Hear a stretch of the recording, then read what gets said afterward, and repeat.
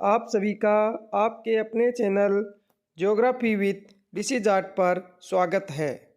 पेश है कक्षा 12 भूगोल भाग 2 पाठ 11 अंतर्राष्ट्रीय व्यापार। अध्याय 11 अंतर्राष्ट्रीय व्यापार। वस्तुओं के क्रय विक्रय को व्यापार कहते हैं। यह सामान्यतः दो प्रकार का होता है, राष्ट्रीय व अंतर्राष्ट्रीय। राष्ट्रीय व्यापार के अंतर्गत वस्तुओं का क्रय विक्रय देश के एक भाग से दूसरे भाग में किया जाता है, जबकि अंतर्राष्ट्रीय व्यापार के अंतर्गत वस्तुओं का क्रय विक्रय अंतर्राष्ट्रीय यानी देश के बाहर स्तर पर होता है। जब किसी वस्तु को देश से बाहर भेजा जाता है तो उसे निर्यात, और किसी वस्तु को दूसरे देश से मंगाया जाता है तो उसे आयात कहते हैं। आयात व निर्यात के संतुलन को व्यापार संतुलन कहते हैं। यदि आयात निर्यात से कम हो तो व्यापार संतुलन पक्ष में होता है, और यदि आयात निर्यात से अधिक होता है तो व्यापार संतुलन विपक्ष में होता है।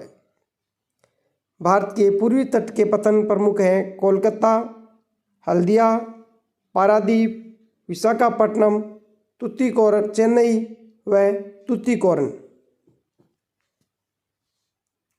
भारत के पश्चिमी तट के प्रमुख पतन हैं मुंबई, न्यावा सेवा, जवाहरलाल नेहरू पतन, कांडला, मार्मा गोवा, कोच्चि व मंगलोर।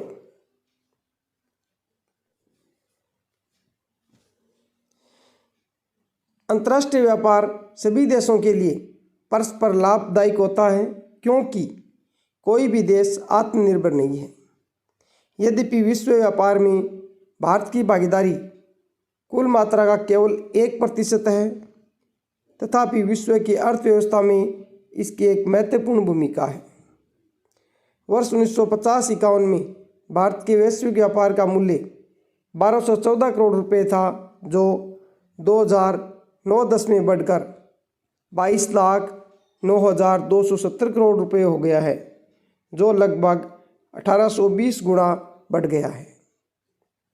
वैसे तो भारत में आयात व निर्यात दोनों की ही मात्रा में वृद्धि हुई है, परंतु निर्यात की अपेक्षा आयात का मूल्य अधिक है। व्यापार घाटे में हुई इस वृद्धि के लिए अपरिष्कृत पेट्रोलियम को उत्तरदायी ठहराया जा सकता है। भारत में आयात की प्रमुख वस्तुएं ईंधन, पूंजीगत वस्तुएं, बहुमूल्य रत्न, सोना, चांदी, रसायन, उर्वरक आदि प्रमुख है। भारत ने हाल के वर्षों में व्यापार में विविधता की नीति अपनाई है। इस नीति के कारण ही भारत को वैश्विक संकट से संभालने में मदद मिली है। भारत का अधिकतर विदेशी व्यापार समुद्री एवं वायु मार्गों द्वारा संचालित होता है। व्यापार का छोटा सा भाग नेपाल, भूटान, बांग्लादेश तथा पाकिस्तान से सड़क मार्ग द्वारा भी होता है। वर्तमान में भारत के पास 12 प्रमुख एवं 185 छोटे व मंझोले पतन हैं। देश के 12 प्रमुख पतन देश के महासागरीय यातायात का 71% भाग निपटा देते हैं। लंबी दूरी वाले, उच्च मूल्य वाले तथा नाशवान सामान को कम समय में ले जाने व निपटाने के लिए वायु परिवहन उपयुक्त है। लघुतरात्मक प्रश्न। प्रश्न 1। पिछले कुछ वर्षों में भारत में व्यापार घाटे में वृद्धि हुई है। घाटे में हुई इस वृद्धि का कारण बताइए। उत्तर, अपरिष्कृत पेट्रोलियम की खरीदारी यानी क्रूड ऑयल की खरीदारी। प्रश्न 2। भारत के व्यापार में परंपरागत वस्तुओं के व्यापार में गिरावट आई है। इस गिरावट का प्रमुख कारण बताइए। उत्तर, परंपरागत वस्तुओं के व्यापार में गिरावट का मुख्य कारण कड़ी अंतर्राष्ट्रीय प्रतिस्पर्धा है। प्रश्न 3। वे कौन से देश हैं जिनसे भारत स्थल मार्ग से व्यापार करता है।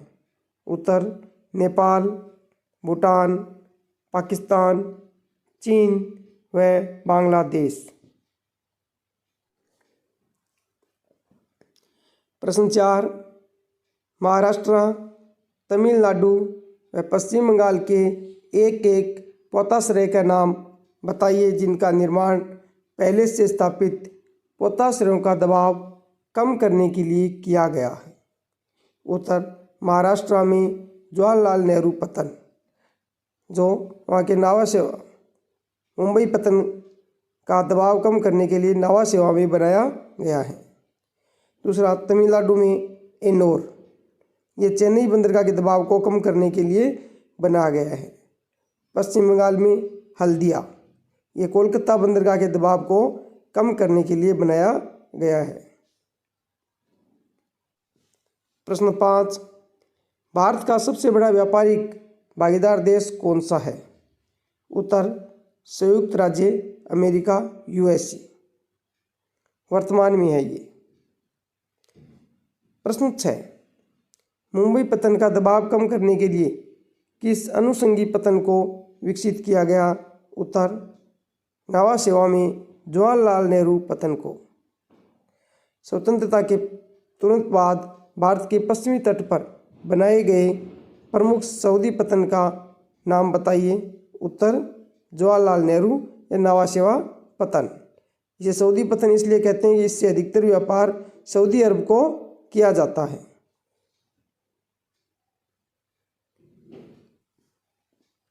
प्रश्न 7, ज्वारी नदमुख यानी ज्वारी नदी के नदमुख मुहाने पर कौन सा पतन है?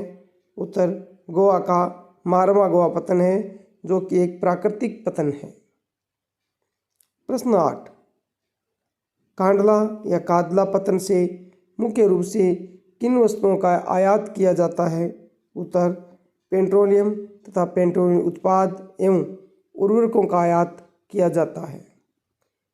प्रश्न 9, भारतीय पतनों में से कौन सा समुद्री पतन स्थल देशों को पतन सुविधाएं प्रदान कराता है? ऐसे किसी एक देश का नाम बताइए। उत्तर, भारतीय पतनों में से कोलकाता पतन ये सुविधाएं प्रदान करता है। पड़ोसी देश नेपाल, भूटान को कोलकाता बंदरगाह द्वारा ही आयात निर्यात की सुविधा मिलती है। प्रश्न 10, भारत की निर्यात सूची में किस मद में महत्वपूर्ण वृद्धि हुई है? उत्तर, इंजीनियरिंग सामानों की। प्रश्न 11, 1970 के दशक के बाद खाद्यान्नों के आयात की जगह किन उत्पादों का आयात बढ़ गया? उत्तर, पेट्रोलियम उत्पाद तथा उर्वरक। प्रश्न 12, भारतीय पतनों में से सबसे पुराना व कृत्रिम पतन कौन सा है? उत्तर, चेन्नई पतन। प्रश्न 13, भारत के पूर्वी तट पर कौन सा प्रमुख समुद्री पतन भूआबद्ध है? उत्तर, आंध्र प्रदेश में विशाखापट्टनम बंदरगाह है। वह एक चट्टान द्वारा ढका हुआ है जो तूफानों से उसकी रक्षा करती है। प्रश्न 14, कोलकाता पतन की सैकुलता या उसकी कार्यशीलता को बढ़ाने के लिए बनाए गए समुद्री पतन का नाम बताइए। उत्तर, हल्दिया। प्रश्न 15, अरब सागर की रानी किसे कहा जाता है? इसके मुहाने पर स्थित एक प्राकृतिक पतन का नाम बताइए। उत्तर, बेबानंद कयाल को अरब सागर की रानी कहा जाता है। इसके मुहाने पर स्थित प्राकृतिक पतन का नाम कोच्चि है। प्रश्न 16, भारत का सबसे अधिक निर्यात व्यापार विश्व में किन प्रदेशों से है? उत्तर, एशिया तथा ओनेशिया से। प्रश्न 17, चेन्नई पतन के दबाव को कम करने के लिए विकसित किए गए समुद्री पतनों के नाम लिखिए। उत्तर, एन्नोर तथा तुतीकोरन बंदरगाह। प्रश्न 18, देश विभाजन के समय कौन से दो पतन हमारे देश से अलग हो गए थे? उत्तर, कराची जो पाकिस्तान में है, चिटगांव जो बांग्लादेश में। प्रश्न 19, भारत के सबसे बड़े समुद्री पतन का नाम बताइए। उत्तर, मुंबई पतन। प्रश्न 20, भारत के पूर्वी तट पर स्थित नदीय पतन का नाम लिखिए। उत्तर, कोलकाता प्रमुख बंदरगाह है। कोलकाता। प्रश्न 21 है, भारत में बड़ी मात्रा में पेट्रोलियम और पेट्रोलियम उत्पादों के आयात का एक कारण स्पष्ट कीजिए। उत्तर, ये ईंधन तथा औद्योगिक कच्चे माल के रूप में प्रयोग किया गया है। प्रश्न 22, आर्थिक सर्वे रिपोर्ट 2011-12 के अनुसार भारत के सबसे बड़े 2 व्यापारिक साझेदारी देशों के नाम लिखिए। 2011-12 के अनुसार सबसे बड़ा साझेदार संयुक्त अरब अमीरात और दूसरा चीन है और वर्तमान में यूएसए है। प्रश्न 23, कांडला पतन के विकास के किन्हीं 2 कारणों का उल्लेख कीजिए। उत्तर, देश के पश्चिमी तथा उत्तर पश्चिमी भाग की जरूरतों को पूरा करने तथा दूसरा मुंबई पतन पर दबाव को घटाने के लिए। प्रश्न 23, कांडला पतन के विकास के किन्हीं 2 कारणों का उल्लेख कीजिए। उत्तर, देश के पश्चिमी तथा उत्तर पश्चिमी भाग की जरूरतों को पूरा करने तथा मुंबई पतन पर दबाव को घटाने के लिए इसका विकास किया गया। प्रश्न 24, 1961 के बाद मारमागवा समुद्री पतन ने किस प्रकार महत्ता प्राप्त की। उत्तर, जापान को लौह अयस्क के निर्यात का निपटान करने के लिए किया गया पुनः प्रतिरूपण तथा कोंकण रेलवे द्वारा इसके पृष्ठ प्रदेश में विस्तार के कारण इसकी महत्ता में वृद्धि हुई है। प्रश्न 25, भारत के विदेशी व्यापार की प्रमुख विशेषताओं का उल्लेख कीजिए। उत्तर, भारत का विदेशी व्यापार सदा ही प्रतिकूल रहा है। आयात का मूल्य निर्यात के मूल्य से सदा ही अधिक रहा है। विश्व के सभी देशों के साथ भारत के व्यापारिक संबंध हैं। वस्त्र, अयस्क, खनिज, हीरे, आभूषण तथा इलेक्ट्रॉनिक वस्तुएं भारत के मुख्य निर्यात हैं। पेट्रोलियम हमारे देश का सबसे बड़ा आयात है। प्रश्न 26, पृष्ठ प्रदेश किसे कहते हैं। उत्तर, पृष्ठ प्रदेश वह क्षेत्र इसकी सेवा करता है यानी बंदरगाह की सेवा करता है तथा इससे सेवा प्राप्त करता है, बंदरगाह का पृष्ठ प्रदेश कहलाता है। पृष्ठ प्रदेश की सीमाओं का सीमांकन मुश्किल होता है क्योंकि यह क्षेत्र सुस्थिर नहीं होता। अधिकतर मामलों में एक पतन का पृष्ठ प्रदेश दूसरे पतन के पृष्ठ प्रदेश का अधिव्यापन कर सकता है। 27, अंतर्राष्ट्रीय व्यापार में वायु परिवहन की क्या भूमिका है तथा प्रमुख हवाई अड्डों के उदाहरण दो। उत्तर, अंतर्राष्ट्रीय व्यापार में वायु परिवहन एक महत्वपूर्ण भूमिका निभाता है। वायु परिवहन द्वारा लंबी दूरी तक ले जाने के लिए उच्च मूल्य वाले तथा नाशवान सामानों को कम से कम समय में ले जाने व निपटाने में सुविधा होती है। 3, हवाई अड्डे।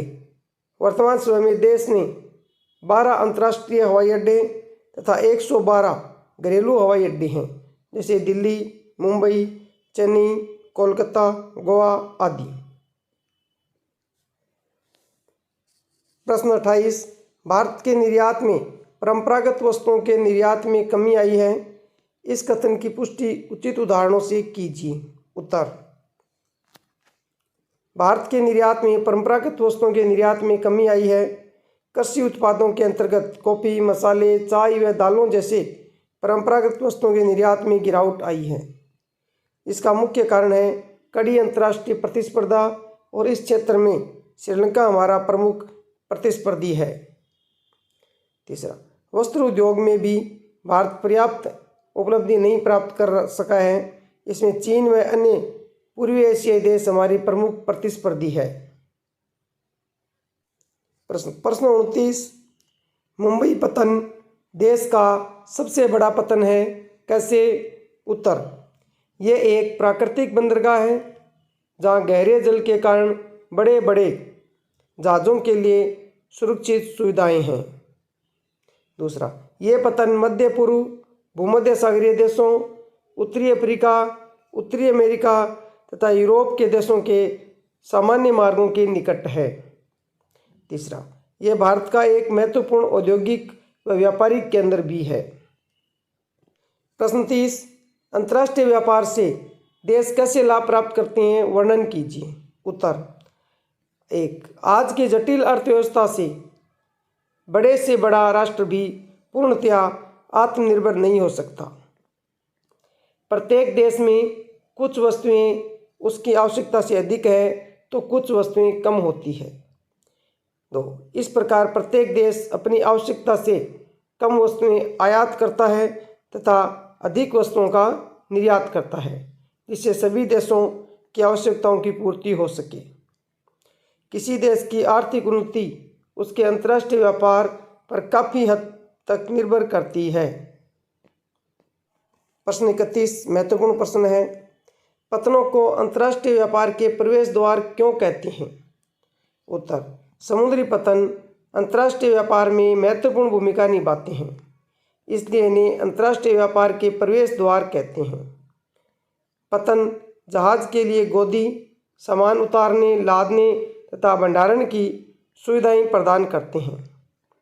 पतन अपने पृष्ठ प्रदेश से वस्तुएं इकट्ठा करने का काम करते हैं, जहां से उन वस्तुओं को अन्य स्थानों पर भेजा जाता है। प्रश्न 32 अंतर्राष्ट्रीय व्यापार में अपनी हिस्सेदारी बढ़ाने के लिए भारत ने कई प्रयास किए हैं, ऐसे किन्हीं 3 प्रयासों का उल्लेख करें। उत्तर, भारत के अंतर्राष्ट्रीय व्यापार का प्रारूप लगातार बदलता रहा है। स्वतंत्रता प्राप्ति के पश्चात हमारे वैदेशिक व्यापार मूल्य में काफ़ी वृद्धि हुई है। अंतर्राष्ट्रीय व्यापार में अपनी हिस्सेदारी बढ़ाने के लिए किए गए प्रमुख प्रयास निम्न हैं। पहला, भारत सरकार द्वारा उद्योगों में उदारीकरण की नीति को अपनाया गया है। दूसरा, विनिर्माण के क्षेत्र में अत्यधिक विकास। तीसरा, भारत का विश्व व्यापार संगठन का सदस्य बनना। चौथा, बाजारों की विविध रूपता।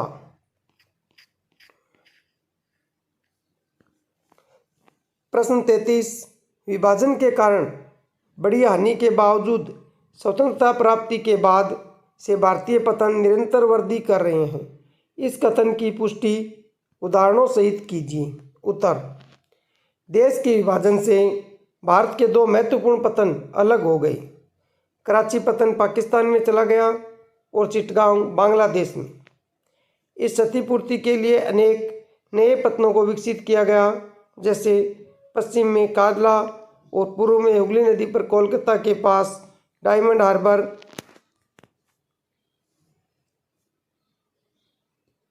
दूसरा, स्वतंत्रता प्राप्ति के बाद से भारतीय पतन निरंतर वृद्धि कर रहे हैं। आज भारतीय पतन विशाल मात्रा में घरेलू के साथ साथ विदेशी व्यापार का निपटान कर रहे हैं।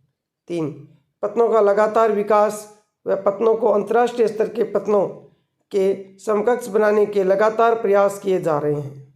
4, आज भारतीय पतनों की 9 बार निपटान क्षमता लगातार बढ़ रही है और इसका श्रेय पतनों के आधुनिकीकरण को जाता है।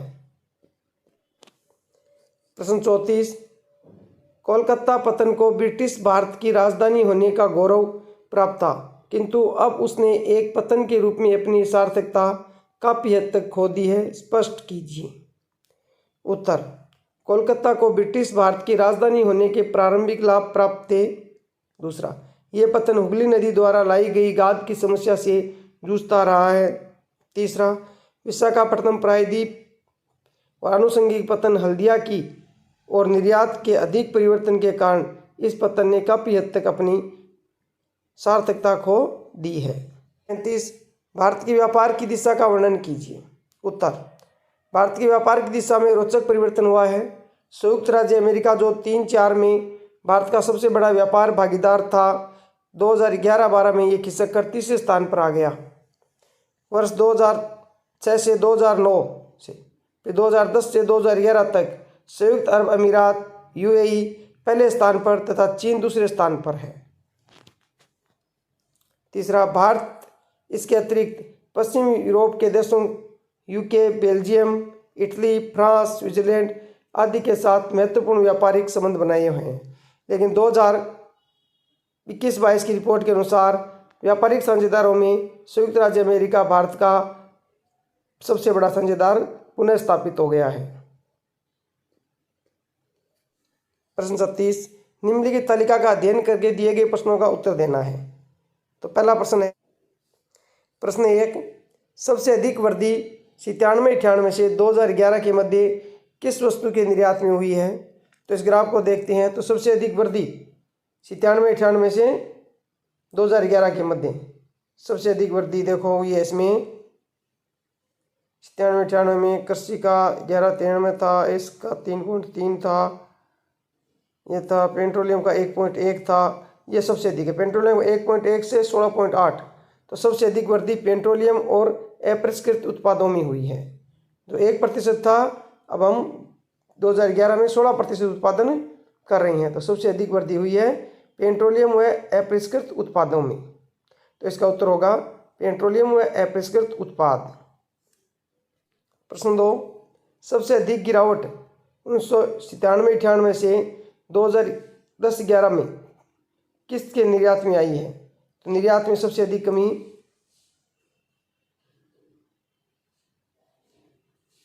देखते हैं। हाँ, ये 75% था, 68 हो गया। तो सबसे अधिक कमी हुई है विनिर्मित वस्तुओं के निर्यात में। विनिर्मित। प्रश्न 3, वह कौन सी वस्तु है जिसके निर्यात में 97-98 से 2009-10 तक निरंतर वृद्धि होने के बाद अचानक 10-11 में कमी आ गई है? तो वह है अयस्क व खनिज निर्यात में। देखिए, ये अचानक वृद्धि के बाद यहाँ कमी आई है, 4.9 से 4.8 हो गया यहाँ ये। तो वृद्धि होने के बाद ये वृद्धि हुई यहाँ तक, और यहाँ क्या हो गई, इसमें कमी हो गई। तो इसमें होगा उत्तर अयस्क तथा खनिज के निर्यात में। प्रश्न 37, स्वतंत्रता के बाद से भारत के आयात निर्यात संगठन के बदलते प्रारूप की समीक्षा कीजिए। उत्तर, भारत के आयात संगठन के बदलते प्रारूप। फर्स्ट, 1950-60 के दशक के खाद्यान्नों की कमी के कारण आयात की प्रमुख वस्तुएं खाद्यान्न, पूंजीगत माल, मशीनरी व अन्य थी। 1970 के दशक के बाद हरित क्रांति के कारण खाद्यान्नों का आयात रोक दिया गया और पेट्रोलियम पदार्थों का आयात बढ़ता गया। इसके बाद औद्योगिकरण के बाद पूंजीगत वस्तुओं के आयात में वृद्धि हुई। भारत के आयात की अन्य वस्तुएं स्वर्ण, चांदी, धातु, छिजन व इलेक्ट्रॉनिक वस्तुएं हैं। भारत के निर्यात संगठन के बदलते प्रारूप। 1950-60 के दशक में अयस्क खनिजों व निर्मित सामानों का निर्यात किया गया। कॉफ़ी, मसाले, चाय व दालों जैसी परंपरागत वस्तुओं का निर्यात धीरे धीरे घटता जा रहा है। 2003-4 में इंजीनियरिंग सामानों के निर्यात में वृद्धि हुई है। मणिरत्नों, आभूषणों की भी निर्यात में व्यापक हिस्सेदारी है। प्रश्न 38, भारत एक कृषि प्रधान देश होने के बावजूद भी खाद्य तेल व दालों का आयात क्यों करता है? स्पष्ट कीजिए। उत्तर, अधिक जनसंख्या के कारण बढ़ती मांग। दूसरा, दालों की प्रति हेक्टेयर उत्पादन कम होना। तीसरा, अन्य फसलों की तुलना में कम लाभ देने वाली फसल होने के कारण कम बुआई होना। 4, भारतीय व्यंजनों में अधिक खाद्य तेल का उपयोग। वीडियो पूरा देखने के लिए धन्यवाद। वीडियो को लाइक करें, शेयर करें और चैनल को सब्सक्राइब नहीं किया है तो चैनल को सब्सक्राइब ज़रूर करें।